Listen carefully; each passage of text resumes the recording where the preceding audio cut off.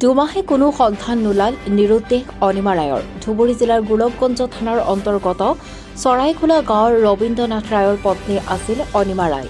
অনিমা ৰায় দুগৰাকী কণমানি ছোৱালী এৰি কলৈ গ'ল আজিও পৰিয়ালৰ লোকে নাপালে কোনো সন্ধান। কৰ্মসূত্ৰে অনিমাৰ স্বামী ৰবীন্দ্ৰ মাতৃ-পিতৃ কণমানি ছোৱালী আৰু পত্নীক ঘৰত ৰাখি অৰুণাচলত থাকে। নিজ পত্নী দিনৰ ভাগত নিৰুদ্দেশ হোৱা খবৰ পোৱাৰ লগে লগে 13 মাৰ্চৰ দিনা ৰবীন্দ্ৰনাথ ৰায় অৰুণাচলৰ পৰা ঘৰলৈ আহি আত্মীয় স্বজনৰ ঘৰত খবৰ লোৱাৰ পিছতো কোনো সন্ধান নাপালে।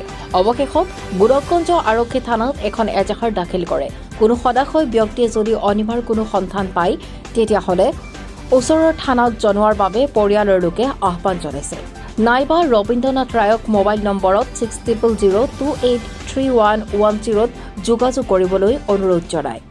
নমস্কাৰ, মোৰ নাম ৰবীন্দ্ৰনাথ ৰায়, গাঁও চৰাইখোলা। 13 মাৰ্চৰ ঘটনা। মোৰ মাইকী ক'ত গৈছে, ঘৰৰ পৰা নিৰ্দোষ হৈছে মই নাজানো। মই কৰ্মসূত্ৰে বাহিৰত থাকোঁ। মই শুনামতে 14 তাৰিখে আহি পাইছোঁ ঘৰত। বহুত জেগাত বিচাৰ খোচাৰ কৰিছোঁ, একো খবৰ পোৱা নাই। তাৰপিছত মই এখন 15 তাৰিখে এজাহাৰ মাৰিলোঁ।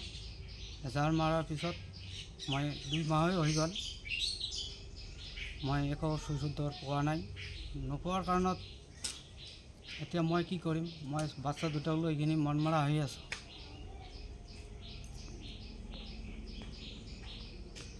এতিয়া যদি মাইকী য'ত আছে কোনোবাই সদস্যই যদি দেখা পায় ওচৰত থানাত, নহ'লে মোৰ মোবাইল নম্বৰ আছে, এই মোবাইল নম্বৰত যোগাযোগ কৰিলে মই পাম।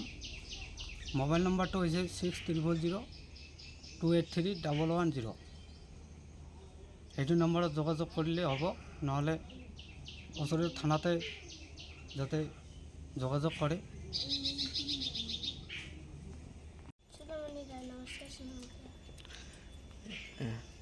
কি ক'ব তোর মাক?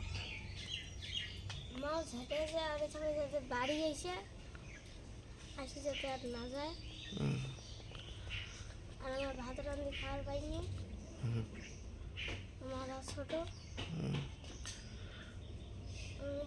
করে আমি অনুরোধ জানাবো।